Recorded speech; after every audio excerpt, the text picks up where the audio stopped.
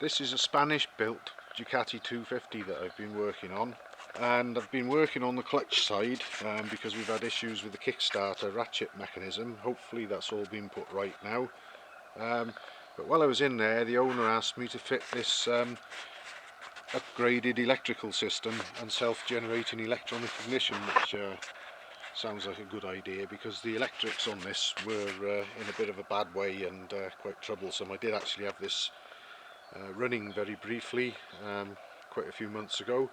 I've now picked up where I left off on the project, and we've been waiting for the kickstart gear to be sorted out, and I've refitted all that and the clutch and so on, and got rid of the original generator, alternator, call it what you will, and fitted the replacement electronic one on that far side of the engine.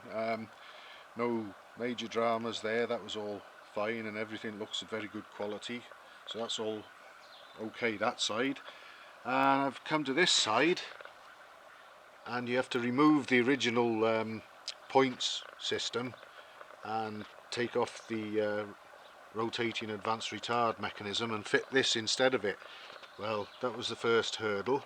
I had to ream that out in order just to get it on the shaft, only very slightly, but I mean otherwise I don't think I would have even hammered it on. So that took a while sorting that out, but I've got that on there now. The other thing is the timing. You notice, it might be possible to see that the back plate is actually at its full adjustment in the slotted holes, and it's just coinciding with that 28-degree mark. Well, in fact we're between the 28 and the 38.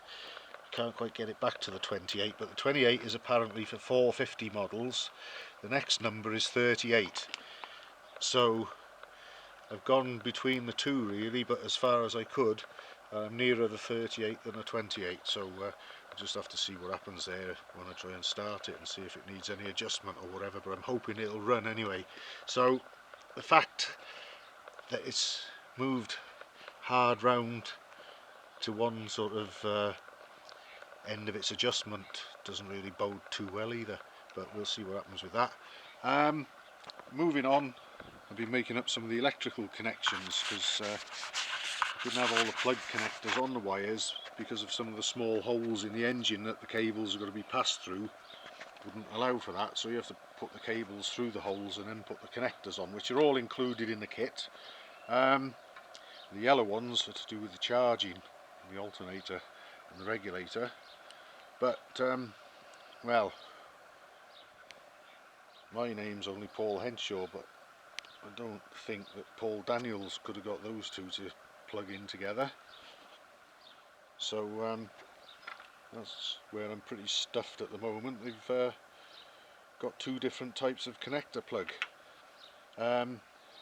Plug on the regulator itself was already in situ on the regulator, and this is the one that was supplied with all the bits and pieces that come with the kit that you have to put on yourself, and then they're supposed to plug into each other, but there's no way on God's earth they're going to do that, so I'm going to have to come up with something else there.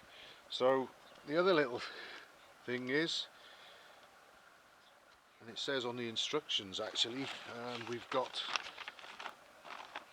let me see, brown, blue and black wires going between the ignition stator and the ignition module box. Brown, black and blue. Right,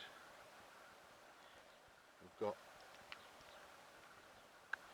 white, blue and black, white, blue and black, so black, blue and white if you prefer. So it would appear that the brown has been substituted with a white. Well, I had to do a little bit of process of elimination with the remaining wires. Those three there obviously do other things, and I'm pretty certain that the white one is the one I need, and there's no brown one there at all. So not the most straightforward of kits to fit, and I'm at the end of my day now. I'm nearly at the end of my tether as well, and I'm going to come back to it tomorrow and hopefully finish off connecting this lot up and find out if it might do us the honour of even working. But I'm sure it's a very high quality kit and I'm hoping it will work well.